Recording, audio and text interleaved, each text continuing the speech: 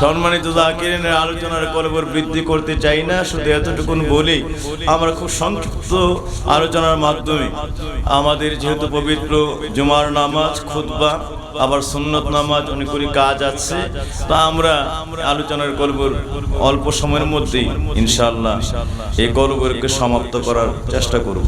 আমরা যে যেখান থেকে এসেছি আবারও আল্লাহ পাকের দরবারে জীবনের সবটা দরদ মিশিয়ে প্রাণ ভরে বলি আলহামদুলিল্লাহ। কারণ এমন একটা জায়গায় আসছি, এমন একটা জায়গায় বসছি, আমার দয়াল নবীর হাদিস, আমার নবীজি বলেছেন মান বানা লিল্লাহি মাসজিদান বানাল্লাহু লাহু বাইতান ফিল জান্নাহ। যেই ব্যক্তি আমার আল্লাহর মহব্বতে, আমার আল্লাহকে রাজি খুশি করার জন্য, আমার আল্লাহ রাব্বুল আলামিনের সমস্ত, আমার আল্লাহ রাব্বুল আলামিনের গোলামি ইত্তেবাকে হৃদয়ে ধারণ করে নবী পাকের পবিত্র ইত্তেবায় জীবনকে মিশিয়ে দিয়ে আমার আল্লাহর রেজামন্দি হাসিলের জন্য ও আমার আল্লাহর মহা নৈকট্যকে জীবনে অর্জন করার জন্য ও আল্লাহর হাবিবের প্রিয় ভাজন, প্রিয় উম্মত হওয়ার উদ্দেশ্যে যেই ব্যক্তি একমাত্র লিল্লাহিয়াত ফি সাবিলিল্লাহ, আল্লাহর মহব্বতে এবং আমার আল্লাহ পাকের প্রিয় হাবিবের মহব্বতে মসজিদ প্রতিষ্ঠা করে মসজিদ বানায়, আমার আল্লাহ বলেন বানাল্লাহু লাহু বাইতান ফিল জান্নাহ। ওই দিনে আমি আল্লাহ রাব্বুল আলামিন তার জন্য প্রত্যেকটা যারা করেছে, উদ্যোগী প্রয়াসী যারা চেষ্টা করেছে, যারা এর মধ্যে শরীক হয়েছে, আমি ওই দিনই আমি রাব্বুল আলামিন তাদের জন্য জান্নাতের বুকে আমি আল্লাহ তাদের জন্য জান্নাতের প্রসাদ, জান্নাতের বালাখানা ওই দিনই তার জন্য বানায়। সুতরাং আমি আল্লাহ তার জন্য ওই দিন জান্নাতের বালাখানা, জান্নাতের প্রসাদ আমি আল্লাহর কুদরতি ইন্তেজামে রহমতের ফেরেশতাদেরকে দিয়ে বানায়। আমি এতটুকুন বলতে চাই, এমন একটা কাজে আজকে আমরা অংশগ্রহণ করেছি, যেই কাজটা হলো মানে একটা আল্লাহর ঘর, আল্লাহ রাব্বুল আলামিনের প্রিয় হাবিবকে রাজি খুশি করার জন্য এমন একটি ঘর আজকে আমরা প্রতিষ্ঠা করলাম, যেই ঘরে আজকে সর্বপ্রথম জুমার নামাজ। আর ওই জুমার নামাজে আল্লাহর ঘর প্রতিষ্ঠার জন্য, আল্লাহর ঘরকে কায়েমের জন্য, এর জন্য দিবানিশি সর্বদাই আল্লাহর ইবাদতে 5 ওয়াক্ত পবিত্র জামাতের সঙ্গে নামাজ কায়েম থাকে, আল্লাহর দরবারে সেজদা। সারা পৃথিবীর চাইতে সবচাইতে বেশি দামি জিনিস হলো আমার নবী ফরমান যে ফিসসামা, আল্লাহর আসমানের মধ্যে, অফিল আরদ ওয়া বাইনাহুমা, আল্লাহর আসমানে যা আছে, জমিনে যা আছে, জমিন আসমানের মাঝখানে যা আছে, সমস্ত কিছু যদি এক পাল্লে উঠায় দেওয়া হয়, খায়রুম মিনাস সামাই ওয়া খায়রুম মিনাদ দুনিয়া ওয়া মা ফিহা, আল্লাহর সমস্ত আসমান, সমস্ত জগৎ, সমস্ত মাঝখানের যত মহাশূন্য এবং চন্দ্র সূর্য রাশি থেকে গ্রহ নক্ষত্রের যত জগৎ আছে, গ্যালাক্সি ওয়ের যত জগৎ আছে, মিল্কি ওয়ের যত জগৎ আছে, সমস্ত কিছু যদি এক পাল্লায় উঠায় দেওয়া হয়, সমস্ত কিছুর চাইতে আল্লাহর দরবারে একটা সাজদা আল্লাহর ওজনের পাল্লার মধ্যে সবচাইতে বড় ভারী হয়ে যাবে।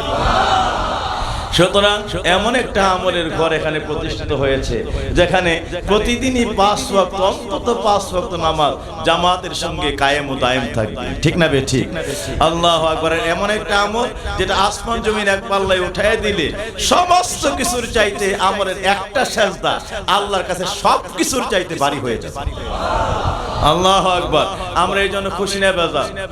এমন একটা কাজের প্রথম অংশগ্রহণ করতে পারলে আমার আল্লাহর হাবিবের প্রিয় হাদিস, নবীজি বলেছেন মান সান্না সুন্নাতুন হাসানাতুন, যেই ব্যক্তি একটা ভালো কাজ প্রতিষ্ঠা করলো, ভালো কাজের মধ্যে অংশগ্রহণ করলো, ফালাহু আজরুহা ওয়া আজরু মান আমালু বিহা, সুবহানাল্লাহ। নবীজি বলেন যে ওই ব্যক্তিকে যেই ব্যক্তি প্রথম এই কাজটা অংশগ্রহণ করলো, প্রতিষ্ঠা করলো, প্রথম উদ্বোধন করলো, তারে আল্লাহ এমন পরিমাণ সওয়াব দিবেন, কিয়ামত পর্যন্ত যত মানুষ এই কাজের মধ্যে অংশগ্রহণ করবে, মানে আসবে এখানে নামাজ পড়বে, তারিফ করে দোয়া করবে, তাদের কেন যত ফজিলত দিবেন, এই পরিমাণ ফজিলত আবার আল্লাহ আলাদা করে মানে যে করতেছেন তারটা না, এই পরিমাণ আলাদা আল্লাহ বাজেট করে যারা প্রথম অংশগ্রহণ করেছিল, প্রথম এই কাজটা করেছিল, কিয়ামত পর্যন্ত আবার তাদের আমলনামার মধ্যে পৌঁছাইতে থাকবে। আল্লাহু আকবার। আপনি কি বুঝতে পারছেন বিষয়টা কোন জায়গায়? মান সান্না সুন্নাতুন হাসানাতুন ফালাহু আজরুহা ওয়া আজরু মান আমালু বিহা। যেই ব্যক্তি আল্লাহর ঘর মসজিদ বানাইলো, বুঝতে পারছেন? আল্লাহর ঘর মসজিদ বানাইলো অথবা এমন একটা ভালো কাজ জগতে করলো, এই কাজটা এত ভালো যে সেও করেছে, তার পরবর্তী যুগের মানুষও এই কাজটা করেছে। আজকে আপনি মসজিদ বানাইছেন, নামাজ হচ্ছে, এটা কি একদিনই হবে না চলমান থাকবে? নবীজি বলেন সেই ব্যক্তি ওই দিন মানে আল্লাহ পাক জান্নাতে তার জন্য একটা বালাখানা প্রসাদ বানায় ফেলছে।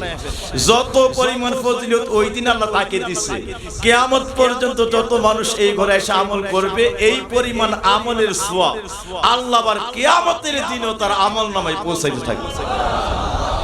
এটা একটা সাদকাতুন জারিয়া, যে আমলটা আজকে করছেন থেমে গেল এমন না, যেটা কিয়ামত পর্যন্ত চলতেই থাকবে স্রোতের পানির মতো। এটা আপনার কবরে গিয়ে হাজির হইতেই থাকবে ইভেন মিজানের পাল্লা পর্যন্ত পৌঁছতে থাকবে।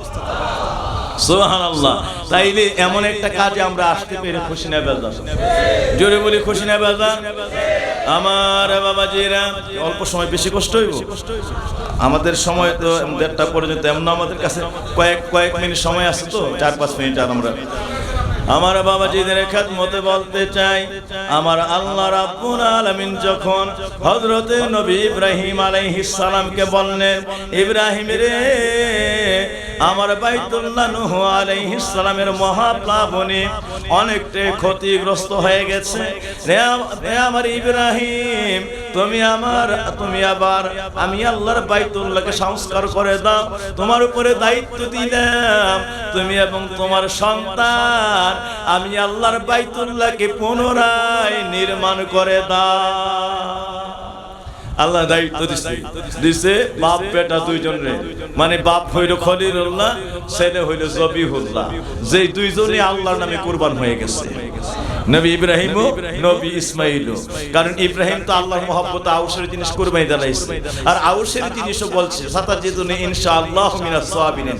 আল্লাহ স্বপ্নে দেখাইছে, আল্লাহ হুকুম করছে, আল্লাহ আপনার কাছে ওহী করছে যে আউশের জিনিস কুরবানি করার জন্য সেটা আমি যদি হয়ে থাকি, আপনি বিনা দ্বিধা একটু দ্বিধা করবেন না, আপনি আমাকে এই মুহূর্তে আল্লাহর মহব্বতে জবাই করে দেন, আমি একটু নড়াচড়াও করব না।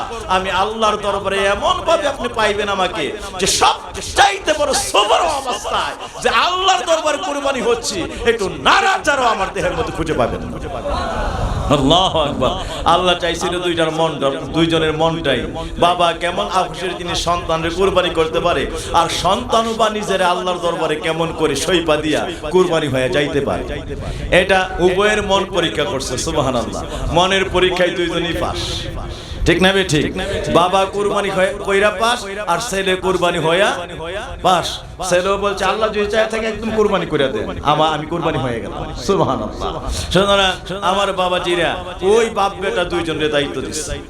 সুবহানাল্লাহ। যারা আল্লাহর রাস্তায় নিজেরা কুরবানি করে ফেলেছে, জান তোমরাই আমার সারা পৃথিবীর সবচেয়ে দামি জিনিস। আমি আল্লাহর বাইতুল্লাহ, আমার ঘরটা তোমরাই বানায়, আমার ঘরটা তোমরাই বানাও। সুবহানাল্লাহ। আমার বাবাজিরা, হযরতে ইব্রাহিম আলাইহিস সালাম হযরত ইসমাঈলকে নিয়ে কাবা ঘর নির্মাণের কাজের মধ্যে লেগে গেলেন। খুব সংক্ষিপ্ত বলছি, মাঝখানে অনেক ঘটনা। আমার আল্লাহ কুদরতি লিফট পাঠিয়ে দিলেন জান্নাত থেকে। এই লিফট এমন একটা, যেটা মাকামে ইব্রাহিম, এটা আল্লাহর কুদরতি লিফট। এটা আল্লাহর কুদরতি কি বলেন? কুদরতি লিফট। এটা কি? এই পৃথিবীর প্রথম লিফট হলো মাকামে ইব্রাহিম। আজকে কাবা শরীফের বাবুল কাবার কাছে গেলে দেখবেন অনতি দূরে মাকামে ইব্রাহিম আলাইহিস সালামের পায়ের চিহ্ন মোবারকের এই পবিত্র জায়গা এখনো ওই পাথরের উপরে পা রেখে যেখানে তিনি আল্লাহর ঘর নির্মাণ করেছিলেন, এটার পদচিহ্ন অঙ্কিত। ওই জায়গাকে এখন সুরক্ষিত অবস্থায় আছে। মানুষ ওই জায়গায় বরকতের জন্য তখন থেকে আজকে পর্যন্ত 2 রাকাত করে নামাজ পড়ে থাকে। মাকামে ইব্রাহিম, সুযোগ পাইলে একটু নামাজ, একটু দোয়া, তারি। এইটাও নবীজি বলছে দোয়া কবুলের স্থান।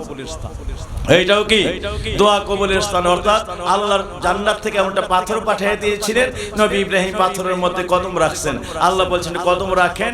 কাবা ঘর যখন বুক পর্যন্ত নির্মাণ হয়ে যায়, নবী ইব্রাহিম আর নাগাল পাচ্ছে না। আল্লাহ আমি তখন নাগাল পাই না, কি করব? এরপরে কেমন করে আর উপরে উঠবো, আমি কেমন করে এই কাবা ঘরের ইট গাঁথবো, গাঁথনি গাঁথবো, পাথর গাঁথবো? আল্লাহর কাছে সাহায্য চাইলেন। আল্লাহ বলেন এখনই তোমার জন্য কুদরতি লিফট পাঠিয়ে দিচ্ছি। জান্নাত থেকে পাথর পাঠিয়ে দিলেন। আমার আল্লাহ বলেন ইব্রাহিম রে, তুমি আবার পাথরের বুকে কদম রাখো। যেই মাত্র কদমটা রাখলেন, রাখার সঙ্গে সঙ্গে পাথরকে বলছেন লুফ আলাল ইয়াসার, লুফ আলাল ইয়ামান, লুফ আলাল খাল, লুফ আলাল আমাম। অর্থাৎ তিনি যখন বলতেন যে ডানে যাও, সঙ্গে সঙ্গে পাথরটা উড়ে আস্তে করে কাবা করে ডান দিকে চলে যেত, বামে চলে যেত, উপরে চলে যেত। এরপর বলতো নিচে আসতো, নিচে চলে আসতো। অর্থাৎ এইটা আল্লাহর কুদরতি ভাবে যেখানে বলতো ওই জায়গায় দাঁড়াই যাইতো। আল্লাহর নবী দাঁড়ায় ওইটার মধ্যে কাজ করতেন। সুবহানাল্লাহ। ওই পাথরের মধ্যে তিনি দাঁড়িয়েছিলেন। উনি যেই জায়গায় বলতেন ওই জায়গায় পাথরটা উড়ে দাঁড়ায় যাইত, ওই জায়গায় দাঁড়ায় যাইতো। আর উনি ওই জায়গা থেকেই পাথরের মধ্যে দাঁড়িয়ে দাঁড়িয়ে কাবা ঘরের নির্মাণ কাজ করতেন। সুবহানাল্লাহ। এই কাবা ঘরের নির্মাণ কাজ সম্পন্ন হলে আমার আল্লাহ জানতে চাইলেন দুইটা বিষয়, আমি একটু বলে দেই।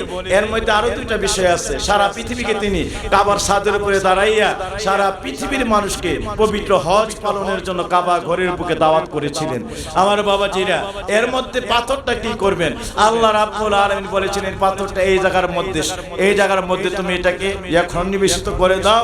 কিয়ামত পর্যন্ত এই পাথর তোমার নির্মাণের পথচিহ্ন এবং তোমার কাজের সাক্ষী হয়ে আমি আল্লাহ রাব্বুল আলামিন কুদরতি লিফটকে এই কাবার এই বরাবর করে মহা সম্মানের, তাজিমের, সম্মানজনক এই স্থান বলে আমি নির্বাচিত করে এই কাবার বুকে কিয়ামত পর্যন্ত আমি এটার বাসস্থান বানিয়ে দিলাম। আমার বাবাজিরা, একদম সংক্ষিপ্ত বলছি, নবী ইব্রাহিম কাবার ছাদের মধ্যে উঠে গেলেন। ওই জায়গায় উঠে আমার আল্লাহকে ডাক দিলেন, আল্লাহ কাবা ঘর নির্মাণ করতে আপনি যে জান্নাত থেকে পাথরগুলি পাঠিয়ে দিয়েছিলেন, আল্লাহ কাবা ঘরের নির্মাণ কাজ শেষ, সাত ঢালাইয়ের কাজ শেষ, যাবতীয় কার্যাবলীও শেষ। এবার আমি আপনার কাছে ফরিয়াদ জানাই, জানতে চাই আল্লাহ কাজ করতে গিয়ে আল্লাহ করতে করতে শেষ সময়ে এসে কতিপয় পাথর জান্নাতি, কতগুলি কনক্রিট, কতগুলি পাথর উপরে যায়। আল্লাহ জান্নাতের কাছে সামানাগুলি উপরে যায়। আল্লাহ জান্নাতের এই সামানাগুলি যে অবশিষ্ট হয়ে যায়, উদ্ধৃত হয়ে যায়, আমি ইব্রাহিম এইগুলি এই সময় এই মুহূর্তে আমার দায়িত্ব কি? আমি এইগুলি কি করব, কিভাবে সংরক্ষণ করব? আমার আল্লাহ বলেন জান্নাতের পাথরগুলি নিয়ে কাবা ঘরের ছাদের মধ্যে দাঁড়ায় যাও। হযরত ইব্রাহিম কাবা ঘরের ছাদের মধ্যে পাথরগুলি নিয়ে দাঁড়ায় গেলেন। এবার আল্লাহর কাছে জানতে চাইলেন, ও আল্লাহ কাবার ছাদের মধ্যে দাঁড়াইলাম, পাথর, এই পাথরের টুকরি যা আছে সব এই পাথরের টুকরির খাজানছি আমি ইব্রাহিমের হাতের মধ্যে, কি করব? আমার আল্লাহ বলেন, ইব্রাহিম রে, এবার পাথরের টুকরিগুলি কাবা ঘরের ছাদের চতুর্দিকে ঘুরে তুমি চতুর্দিকে ঢিল মেরে দাও। এবার তোমার হাত ঘুরাইয়া চতুর্দিকে একটা ঢিল মেরে দাও। তোমার আর কোনো দায়িত্ব পালন করতে হবে না। এরপরের দায়িত্ব আমি আল্লাহ নিজ হাতে কুদরতের হাত দিয়ে পালন করতে থাকবো। তুমি আর পালন করা লাগবে না, বাকি দায়িত্ব আমি পালন করবো। শুধু তোমার কাজ হলো চতুর্দিকে তুমি পাথরগুলি একটু ঢিল মেরে দাও, কাবার ছাদের চতুর্দিকে ঘুরে একটা ঢিল মারো। সুবহানাল্লাহ। নবী ইব্রাহিম আলাইহিস সালাম আল্লাহর হুকুমে কাবার ছাদ থেকে এই চতুর্দিকে এইভাবে হাতের মধ্যে ওই টুকরিটা রেখে এখান থেকে জান্নাতের টুকরি থেকে ঢিল মারলেন। ঢিল মারার সঙ্গে সঙ্গে চতুর্দিকে পাথর, মনে হয় যে আমি যদি এইভাবে একটা ঢিল দেয় হয়তো 5-7 হাত, 10 হাত, 15-20 হাত, মানে আর একটু বেশি গেল আর এরপরে তার তেমন একটা যাওয়ার কথা না। কিন্তু নবী ইব্রাহিম দেখলেন সেই মাত্র হাতের থেকে পাথর ছেড়ে দিলেন, কে জানি হাতের প্রত্যেকটা পাথরের নিচে হাতটা বসায় দিলেন। কুদরতি হাত বাড়ায় পাথর এইভাবে সারা পৃথিবীর দিকে ছড়ায় নিয়ে যাচ্ছেন পুরা পাথর ছিটাইলেন কাবার চতুর্দিকে, একটাও কাবার চতুর্দিকে নাই, মানে সারা পৃথিবীময় ছড়িয়ে যাচ্ছে। নবী ইব্রাহিম ডাক দিয়ে বলেন, আল্লাহ পাথরগুলি গেল কোথায়? কোথায় গেল আল্লাহ? আমার আল্লাহ বলেন, ইব্রাহিম রে, এই পাথরগুলি আমি আল্লাহ কুদরতি হাত বাড়ায়া দিয়া সারা পৃথিবীর বুকে মিনাল মাশরিকি ইলাল মাগরিব, পৃথিবীর সূর্যোদয় থেকে সূর্যাস্ত সারা পৃথিবীর মধ্যে ছড়ায়া দিয়েছি। আজকার শুধু বাইতুল্লাহ নয়, আমি আল্লাহ আজকে ওয়াদা দিলাম, আমি আল্লাহ মহা প্লেন আজকে আমি আল্লাহ রাব্বুল আলামিন কুদরতি প্লেন করলাম। আমি আল্লাহর ইব্রাহিম রে তোমার হাত নিয়া যে পাথরগুলি আস্তে করে ঢিল মেরে দিলা জান্নাতে পাথরগুলি, আমি আল্লাহর কুদরতি হাত লাগাইয়া সারা পৃথিবীতে জায়গায় জায়গায় জায়গায় জায়গায় জায়গায় জায়গায় জায়গায় জায়গায় জায়গায় জায়গায় প্লেন করে করে প্লেন করে করে প্লেন করে করে প্লেন করে করে আমি আল্লাহ এক একটা জায়গায় সুনির্দিষ্ট ভাবে ওই পাথরগুলিকে আমি আল্লাহ রেখে দিলাম। ওই জায়গায় গিয়া পাথরটা আস্তে করে বসিয়া যায়।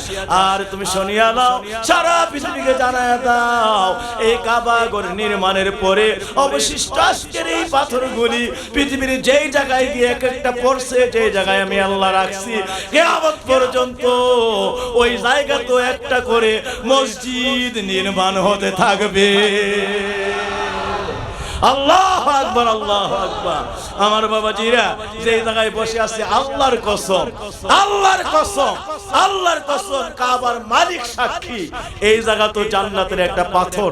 ওই দিনে কাবা নির্মাণের দিনে আমার আল্লাহর কুদরতি হাতে এই জায়গার মধ্যে আল্লাহ নিজের হাতে রেখে দিয়েছে, যার ফলশ্রুতিতে হাজার হাজার বছর পরে আইসা আজকে এই জায়গায় মসজিদ গজায় উঠছে।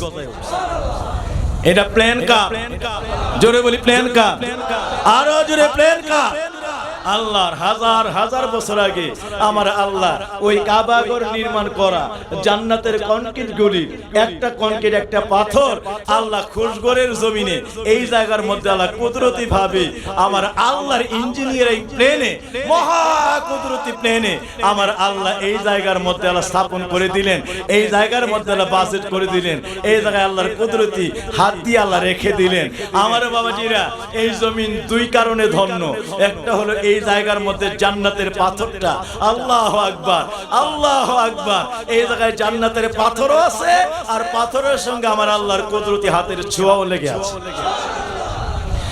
পাথরের সঙ্গে আমার আল্লাহর কুদরতি হাতের ছোঁয়াও লেগে আছে। এই জায়গাটা হলো এমন একটা জায়গা, এমন একটা জায়গা আজকে আল্লাহ আমাদেরকে বসা, আসা এবং প্রথম জুমা ইতিহাসের সাক্ষী হয়ে আদায় করে যাওয়ার তৌফিক আল্লাহ দান করেছে। অনেকেই হয়তো আজকের পরে এখানে নাও আসতে পারি, সুযোগ নাও হতে পারে, কিন্তু বাবাজির ইতিহাসের সাক্ষী হয়ে আল্লাহর রাখা, আল্লাহর কুদরতি ছোঁয়ায় আল্লাহর রাখা ওই পবিত্র জান্নাতের পাথরের উপরে একটা সেজদা আজকে আমরা দিয়ে গেলাম। এই জন্য বলছে কুল্লু শাইইন ইয়ারজি ইলা আসলিহি, সকল জিনিস তার মূলের দিকে ধাবিত হয়, সকল জিনিস তার মূলের দিকে ধাবিত হয়। আমরা আসছি আখিরাতের জগৎ থেকে, আবার চলেও যাব আখিরাতের জগতে। আমরা এই জগতে থাকার কোনো ক্ষমতা নাই। আমার বাবাজিরা ঠিক তেমনি ভাবে এই পাথর আসছে জান্নাত থেকে। এই পাথরের জায়গায় যারা ঘর নির্মাণ করবে, আল্লাহর ইবাদত করবে, নামাজ পড়বে, এই পাথর তাকে টেনে টেনে আল্লাহর জান্নাতের মধ্যে নিয়ে যাবে। ওই জায়গায় আল্লাহ তার জন্য জান্নাতের বালাখানা বানায় রাখবে। আল্লাহু আকবার। এই পাথরটা একদিন জান্নাতে চলে যাবে। আল্লাহু আকবার। এই পাথরের সঙ্গে এই ঘরটাও, এইটাও পালকি বানায় কিয়ামতের ময়দানে। হাদিস শরীফে আসছে, একদল মানুষ মানে একদল ফেরেশতা জান্নাতের দিকে একটা পালকি করে করে রওনা করবে। আল্লাহর ফেরেশতারা বাকি তারা জিজ্ঞেস করবে, রে তোমরা পালকি করে নিয়ে যাও, এই পালকিটা কি আবার? হঠাৎ করে মানুষেরা জান্নাতি হওয়ার কথা যারা নেককার, পালকি আবার কেন? কইগুলো পালকি না, তাহলে কি? কইলো খুশগড়ের জমিনের আল্লাহর জন্য বানানো একটা মসজিদ। এই মসজিদটা বানাইছে আল্লাহ, এটাকে আল্লাহর জান্নাতি কনক্রিটের উপর বানাইছিল। এই জন্য আল্লাহ পাক বলছে জান্নাতে কনক্রিট ওই মসজিদটা সহ পালকি বানায়া তুমি এই মুহূর্তে জান্নাতের মধ্যে নিয়ে যাও। একটা ঘরকে আমি ধ্বংস করব না, বরং কিয়ামতের পরে আবাদান কাল আমার এই কবুল হওয়া মসজিদ আমি আল্লাহ জান্নাতে আমার বাইতুল্লাহকে স্মৃতি স্বরূপ আমি রেখে দিই। এবং যাও তাড়াতাড়ি এর নির্মাণকারী যারা, তাদেরকে আবার তোমরা সাদর সম্ভাষণ জানায়া যেই জায়গা আমার পালকি চলে আসছে ওই পালকির দিকে, ওই জান্নাতের দিকে প্রত্যেকটা মুসল্লিকে আবার জান্নাতের মধ্যে নিয়ে আসবে। আল্লাহু আকবার। সুতরাং আমরা খুশি না বেজা? আরো জোরে বলি খুশি না বেজা? আমি জানি আলোচনার সময় অনেক সংক্ষিপ্ত, ছোট্ট একটু কথা রেখে শেষ করছি। হযরতে দাউদ আলাইহিস সালাম বলতেছে, আল্লাহ, ও আল্লাহ, তোমার কাছে একটা জিনিস জানতে চাই। আল্লাহ, তুমি কি আমার সুযোগ দিবা একটা কথা বলার জন্য? আমি খুব সংক্ষিপ্ত এই কথাটা বলে আমরা আমাদের দিকে চলে যাচ্ছি। হযরতে দাউদ বলতেছে, ও আল্লাহ, তোমার কাছে আবেদন, একটু সুযোগ দিবা, আমি তোমার একটা কথা, একটা সওয়াল, একটা ফরিয়াদ করার জন্য। আল্লাহ জানে, তারপরে বলো, আমার দাউদ, বল তোমার মনের মধ্যে কি কথা আছে, বলো তোমার মনের কথা আমি আল্লাহর কাছে পেশ করো। হযরত দাউদ কয়, আল্লাহ, রাব্বি আরিনিয়াল মিজান, আল্লাহ তোমার কাছে ভিক্ষা চাই, আমারে তোমার মিজানের পাল্লা, মিজানটারে একটু দেখায়া দাও। আল্লাহ, মিজানের পাল্লাটা একটু দেখাই দাও না আল্লাহ, মন চায় একটু মিজানের পাল্লা যদি দেখতাম, কি বানাইছো আল্লাহ যদি দেখতাম একটু। আমার আল্লাহ কয়, লান তারানিয়া দাউদ, দাউদ রে, তুমি দেখতে পারবা না, কারণ তুমি এটা সহ্য করতে পারবা না। তুমি এটা দেখার মতো, সহ্য করার মতো ক্ষমতা তোমার মধ্যে নাই। দাউদ আল্লাহর কথা শুনে চুপ করে রয়েছে, তিনি একটু সান্ত্বনা পেয়ে রয়েছে। কয়েক সপ্তাহ গেলে আবার মন উঠলে উঠছে, ইবাদতের ভিতর দিয়ে করছে আল্লাহ, ইবাদত এর মুরাকাবার ভিতর দিয়ে হঠাৎ করে মন উঠলে উঠছে, আল্লাহ আরিনিয়াল মিজান, আমার একটু মিজানটা দেখাও না আল্লাহ, কেন জানি মনটা চায় মিজানটা যদি একবার দেখাও। আল্লাহ কয়, লান তারানি ইয়া দাউদ, দাউদ রে, তুই দেখতে পারবি না, তো সহ্য করতে পারবি না, সুতরাং তুমি এটা দেখে সহ্য করতে পারবা না, এই সওয়াল না করাই তোমার জন্য ভালো। সান্ত্বনা পাইছে, আবার ইবাদত মুরাকাবা মুশাহাদা করে কয়েক সপ্তাহ চলে যায়। তো আল্লাহ কইছেন না, তারপরও বইলা থাকে, হঠাৎ করে মন উঠলায় ওঠে।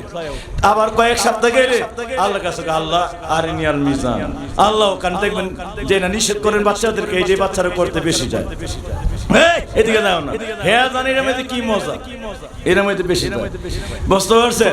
তো দাউদ আল্লাহ বলতেছে, তুই দেখতে না, সহ্য করতে না। দাউদ একটু মাইনাটাই না, তুই এক সপ্তাহ গেলে আবার উঠলে ওঠে। এবারে করে তৃতীয় সময়ে এমন উঠলে উঠছে মন, আল্লাহ তোমার কাছে ভিক্ষা চাই, দেখাও না আল্লাহ, একটু দেখাও না, একটু দেখাও না। আল্লাহ দেখবি, আল্লাহ একটু যদি দেখাইতে, আল্লাহ যদি দেখাইতে, কাজ করো, ইযহাব আলাল জাবাল, ওই পাহাড়ের উপরে চলে যাও। গেছে পাহাড়ের উপরে, আমার আল্লাহ দাউদ আলাইহিস সালাম চলে গেলে পাহাড়ের উপরে দাঁড়াইলেন। আল্লাহ কই, হাল আনতা জাহিজ, তুমি কি প্রস্তুত? আল্লাহ আমি প্রস্তুত। ঠিক আছে, তুমি চোখটা বন্ধ করো, আমি আল্লাহ বললে খুলবা। হযরত দাউদ আলাইহিস সালাম চোখটা বন্ধ করছে।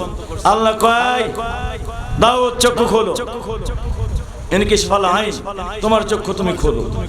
যখন খুলছে আল্লাহ পাক ফেরেশতাদেরকে বলছে, ফেরেশতারা রে, দাউদ এবং হাশরের ময়দানের মিজানের পাল্লা মাঝখানের পর্দাটা উঠিয়ে দাও, পর্দাটা উঠিয়ে দাও। যেই মাত্র পর্দাটা উঠাইছে, হযরত দাউদ প্রথম দেখাতে দুইটা পাল্লাই দেখছেন। এরপরে আল্লাহ সঙ্গে সঙ্গে একটা পাল্লা একটু আড়াল করে ফেললেন, একটাই দাউদের চোখের সামনে এসে চিৎকার মারছে, আল্লাহ, ও মেহেরবান আল্লাহ, তুমি বানাইলা কি? আল্লাহ তুমি বানাইলা কি?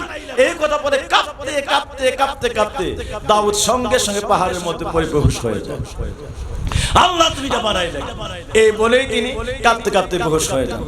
দাউদ আলাইহিস সালাম বেহুশ হয়ে গেছে, এইভাবে পাহাড়ের উপরে পড়ে আছে। একদিন যায় হুশ নাই, দুই দিন যায় হুশ নাই, এইভাবে 7 দিন পরে দাউদ আলাইহিস সালাম হুশ আসছে।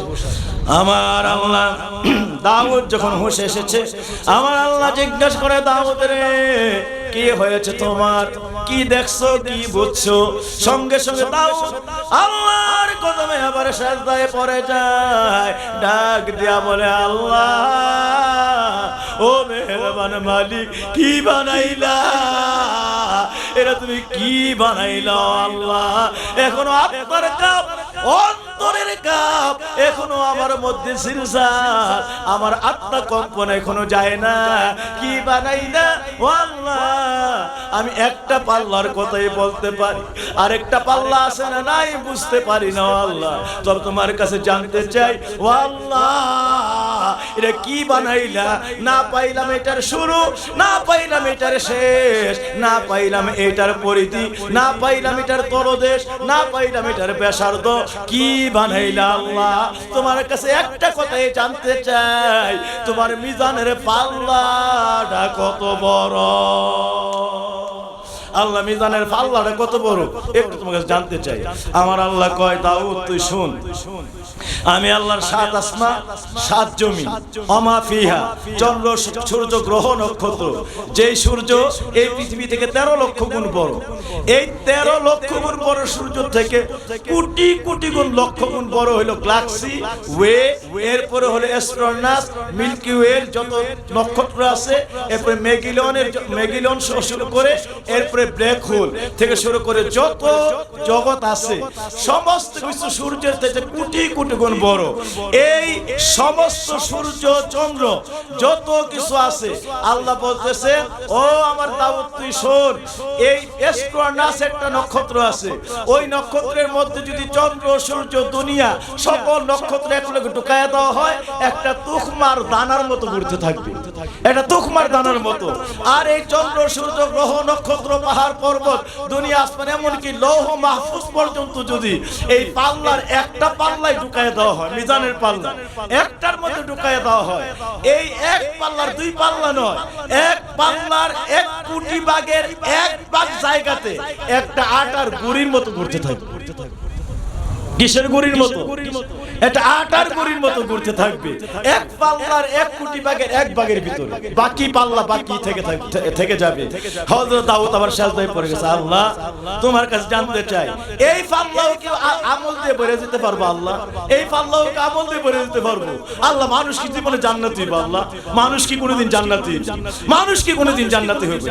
এই কথা বলার পরে হযরতে দাউদ আলাইহিস সালামের কাছে আল্লাহ বলতেছে, শোন দাউদ, কিছু কিছু জিনিস সৃষ্টি করছি, এইগুলি আমি সৃষ্টি শুরু থেকে আমি আল্লাহ এমন করে বানাইছি, এইগুলির ওজন নাই, বিস্তার আছে, এইগুলির কোনো ওজন নাই, বিস্তার আছে। লাইটের আলোর কোনো ওজন নাই, বিস্তার আছে। একটা লাইট জ্বালানো হয়েছে, পুরা মসজিদ আলোকিত হয়ে গেছে, চতুর্দিকে ছড়াইয়া পড়ছে আলো, এইটার কি কোনো ওজন আছে? আলো ওজন নাই, বিস্তার আছে।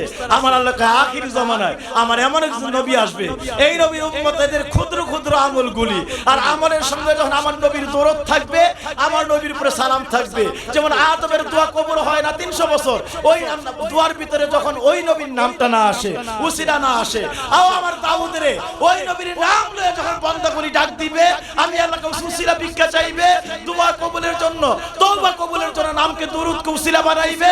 তুমি শোনো, ও আমার দাউদের লাইটের যেমন ওজন নাই, লাইটের আলোর বিস্তার আছে।